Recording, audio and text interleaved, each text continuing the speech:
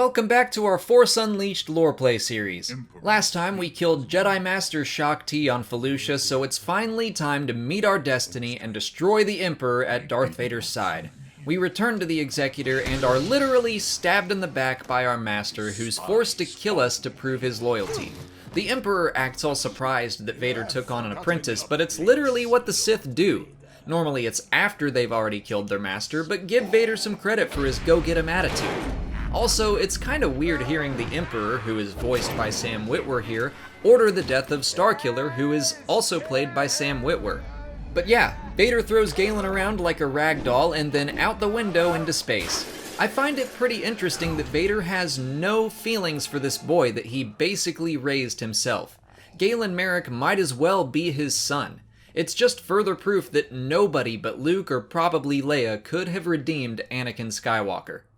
On the other hand, we learn that Vader didn't really kill Starkiller, just let him float in space for how long? How long was he just floating out there? It seems like a good long while. There's no way he should still be alive. Not to spoil the game, but my point about Vader not giving a crap about Galen still stands. We'll find out later. It's just for now he needs us to escape and raise an army to fight the Emperor. Okay, so let me get this straight. We're supposed to secretly raise an army, and the first step in your plan is to have us very inconspicuously break out of this station? Okay then. The ship we're on is called the Empirical. It was a mobile research laboratory rumored to be one of many in Vader's fleet.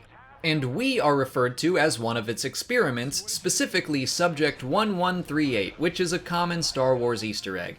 Technically, this whole station was top secret, so it's not like its destruction would make headlines, but still. If it were top secret, wouldn't it be easier to just let us go? I suppose even if we were allowed to just leave, we'd still have to rescue Juno, which is our main goal for now. Being an Imperial facility, our main enemies are Stormtroopers, but we also see quite a few variants. Stormtrooper commanders led most of the forces. They wore armor with blue striping and were basically just stronger Stormtroopers. They had shield generators built into their armor that could even withstand force attacks. They were also armed with blaster cannons instead of the standard E11 rifle. The EVO Stormtroopers, or Environmental Stormtroopers, were some of the Empire's most specialized units. They had heavier armor with breathing tubes that allowed them to survive more hazardous conditions in combat, which seems wasted here, but whatever. They were armed with flechette launchers.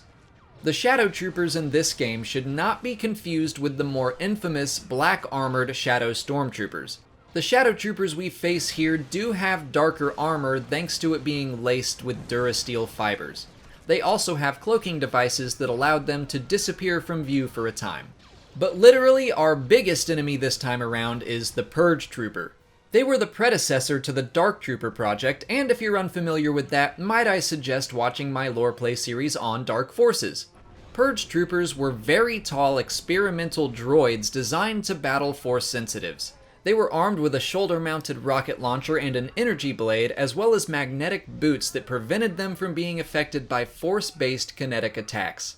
Many of the Purge Trooper characteristics were later adapted into the Phase 3 Dark Trooper. Also, Purge Troopers are canon thanks to an appearance in Star Wars Uprising, but they're very different. They were not droids, but people. In Star Wars Commander, another canon game, the Phase 2 Dark Trooper can be seen, but they more closely resemble the Purge Trooper from this game. Anyway, after fighting our way through the Empirical, we reach Juno. The novel goes into this a little more, but she was arrested for treason simply for being our pilot. She also stumbled upon our plot to kill the Emperor and decided to keep her mouth shut. Starkiller doesn't know any of that, but for some reason he felt compelled to save her, and so we have. We get on the Rogue Shadow and escape as the Empirical flies into what must be the smallest star ever. I mean, either that or the ship is the size of a planet. But that's where we'll stop today. Next week we'll begin creating an army to distract the Emperor. If you want to start this series from the beginning, you can watch this playlist here. If you haven't already, please like this video, subscribe to the channel, follow me on Twitter, Instagram, and Facebook, and consider checking out my Patreon page. As always, thanks for watching, and may the Force be with you.